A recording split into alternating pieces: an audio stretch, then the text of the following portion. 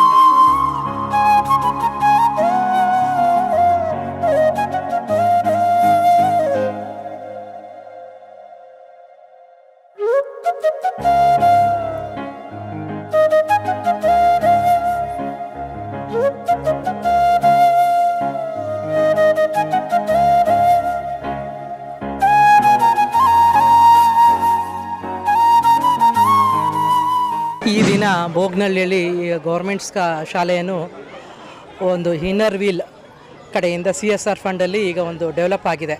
ಇಲ್ಲಿ ಒಂದು 5 ರೂಮ್ ಕೊಠಡಿಯನ್ನು ಕಟ್ಕೊಟ್ಟಿದ್ದಾರೆ, ಲ್ಯಾಬೊರೇಟರಿ ಕಿಚನ್ ಎಲ್ಲ ಆಗಿದೆ.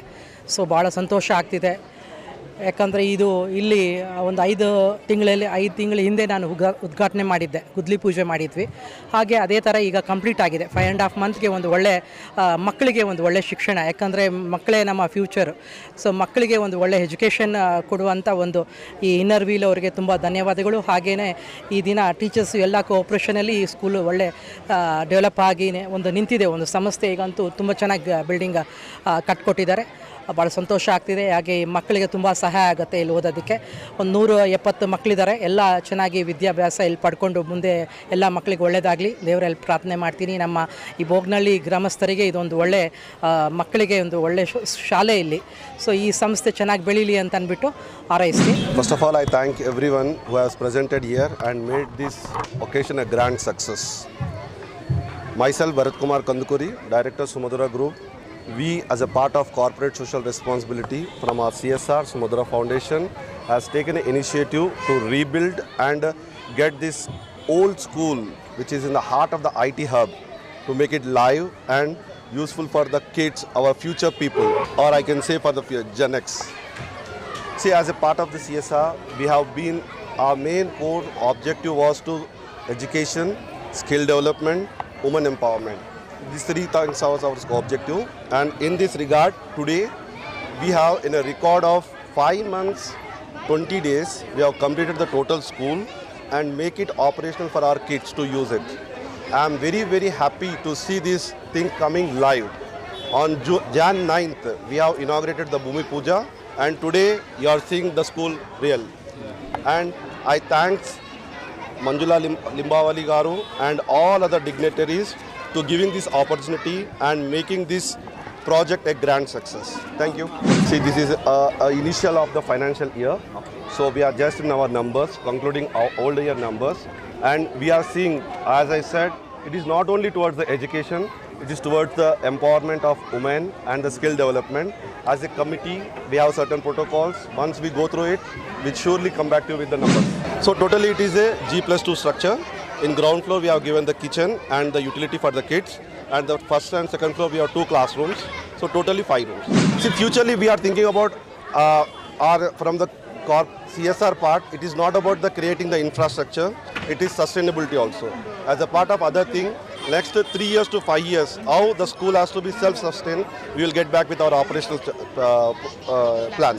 ನಾವು ಇನ್ನರ್ ವೀಲ್ ಅಂತ ಆರ್ಗನೈಸೇಷನ್, ಮಹಿಳೆಯರ ಇಂಟರ್ನ್ಯಾಷನಲ್ ಆರ್ಗನೈಸೇಷನ್, ಇದು 100th ಇಯರ್ ಸೆಲೆಬ್ರೇಟ್ ಮಾಡ್ತಾ ಇದ್ದೀವಿ. ಸೊ ನಾವು ಇಲ್ಲಿ 100th ಬರ್ತ್ಡೇಗೆ ಇಲ್ಲಿ ಭೂಮಿ ಪೂಜೆ ಮಾಡಿದ್ವಿ. ನಾವಿಲ್ಲಿ ಬಂದಾಗ ಯಾರೋ ಇಲ್ಲೊಂದು ಟೀಚರು ನಮಗೆ ಫೋನ್ ಮಾಡಿ ಹೇಳಿದರು, ಇಲ್ಲಿ ಸ್ವಲ್ಪ ಬಂದು ನೋಡಿ ಮೇಡಮ್, ತುಂಬ ಮೋಸ ಇದೆ, ಸ್ವಲ್ಪ ಏನಾದರೂ ಮಾಡಿ ಅಂತ ಹೇಳಿದರು. ಸೊ ನಾವು ಇಲ್ಲಿ ವಿಸಿಟ್ ಮಾಡಿದಾಗ ಎಲ್ಲ ತುಂಬ ರೂಫ್ಸ್ ಎಲ್ಲ ತುಂಬ ಲೀಕ್ ಆಗಿ, ಗ್ರೌಂಡೆಲ್ಲ ಇದು ಮಾಡಿ, ಬಾತ್ರೂಮ್ ಎಲ್ಲ ಏನೂ ಇಲ್ಲ, ಶೀಟೆಲ್ಲ ಇದು ಹೋಗ್ಬಿಟ್ಟಿದ್ದು, ಏನೂ ವ್ಯವಸ್ಥೆ ಇರಲಿಲ್ಲ.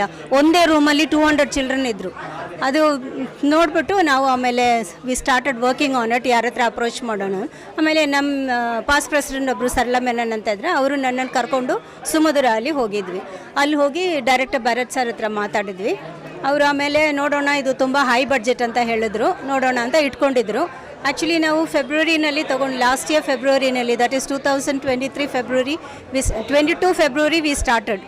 But then it took time, longer time for Sumadura to come back to us saying that they will do it. It took almost a year for them to, whether they should do or not, because it is very high budget. And then we kept on telling them, requesting, then they took it up. It was God's grace, I would say. They took it up, and then within no time they did it. We are very, very grateful to them for doing it. But when they took up the job, they did an excellent work. No quality compromise. We did it in January 10th. The puja was done January 10th, and we are in June. We are seeing this transformation of the school. We are very grateful to them, and we are only hoping that we are able to change many more schools like this and change lives of lot of children like this. ಇಲ್ಲಿ ಒಂದೇ room ಇತ್ತು, ಒಂದು staff room, ಒಂದು room ಇತ್ತು ಮಕ್ಕಳಿಗೆ 4th and 5thಗೆ. ಆಮೇಲೆ ನಲ್ಲಿಕಲ್ಲಿ 1, 2, 3ಗೆ ಒಂದು room ಇತ್ತು. ಅದು ಆ ಕಡೆ ಇದು ಓಲ್ಡ್ ಬಿಲ್ಡಿಂಗ್. ಸೊ ಆಮೇಲೆ ಇದನ್ನು ಇಲ್ಲಿ 2 ರೂಮ್ ಮೇಲ್ಗಡೆ, 2 ರೂಮ್, ಅದು ಫಸ್ಟ್ ಫ್ಲೋರ್, ಸೆಕೆಂಡ್ ಫ್ಲೋರಲ್ಲಿ ಇಲ್ಲೊಂದು ಕಿಚನ್ ಮಾಡಿದ್ದಾರೆ, ಪ್ಲಸ್ ದಿಸ್ ಬೇಸ್ಮೆಂಟ್ ಹಾಕಿದ್ದಾರೆ. ಆಮೇಲೆ ಅಲ್ಲಿ ಒಂದು ಸ್ಟೇಜ್ ಕಟ್ತಾರೆ ಆಮೇಲೆ.